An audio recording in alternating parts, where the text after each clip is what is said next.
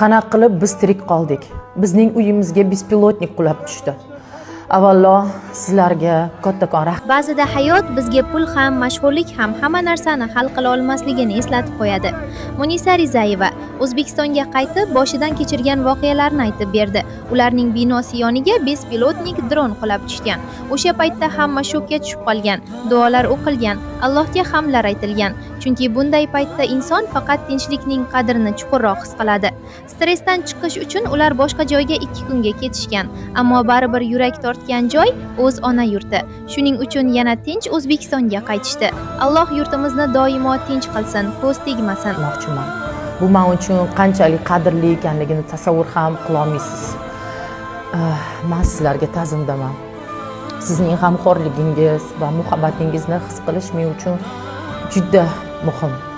Qayg'urgan, duo qilgan, yozgan va qo'llab-quvvatlagan har bir kishiga rahmat demoqchiman. O'sha kuni biz uyda zalda o'tirgandik. Katta vitrajli deraza bor edi va men xuddi nimadir sodir bo'lishini oldindan sezayotgandim. Ko'chaga qarab turgan edim. Deraza yonida o'g'lim nyanya bilan o'tirgan edi. Kutilmaganda ko'z oldimda bespilotnik bizning binoga qulab tushdi. Bu juda qo'rqinchli edi. Men, xo'jayinim, o'g'lim, qaynonam, nyanyam hammamiz vahmiga tushib tezda uydan chopdik. Parkovkaga tushib, u yerda 3 soatcha o'tirdik. Shu payt menda shunaqa darajada vahima boshlandi. Qayoqqa qochishni, nima qilishni bilmadim. Faqat o'g'limni himoya qilishni o'yladim. Keyinchalik xo'jayinim mashina tashkil qildilar. Bizni boshqa shaharga, Rasulxemga olib ketdilar. U yerda 2 kun o'zimizga kelishga harakat qildik. Namoz o'qidik, duo qildik, Allohdan so'radik. Alloh senga omonat dedim. Bir-birimizga dalda bo'ldik. Keyin uyga qaytib xavfsiz fursatni kutishda davom etdik. Hozir Allohga shukr, hammasi tinch. Bu lahza men uchun haqiqiy sinov bo'ldi va oddiy haqiqatni yana bir bor eslatdi. Pul hamma narsani hal qilmaydi. Hayotda eng muhimi xotirjamlik. Yaqinlaring sog' salomat bo'lsa, o'zing sog' salomat bo'lsang, qo'l oyog'ing omon bo'lsa, buni hech qanday pulga sotib olib bo'lmaydi. Yaqinlaringizni ehtiyot qiling do'stlar. Boshingiz uzra tinch osmoningiz bor. Bu narsani qadrlang, asrang.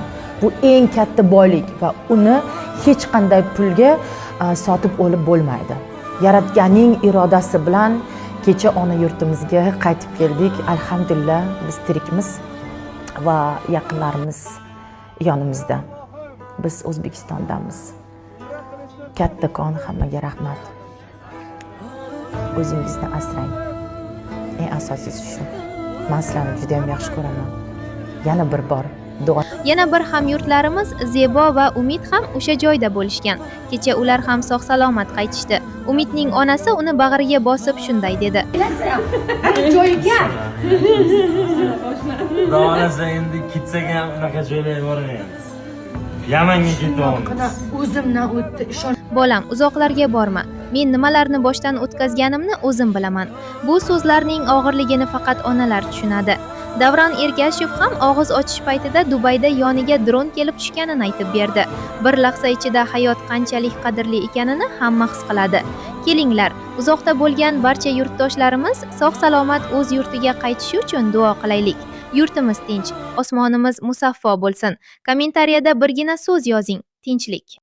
Nihoyat. Dubaylik shayxlarga ergatib ketdikmi deb qo'rqib ketdimmi? Urushni bahona qilib kelmayapti bu.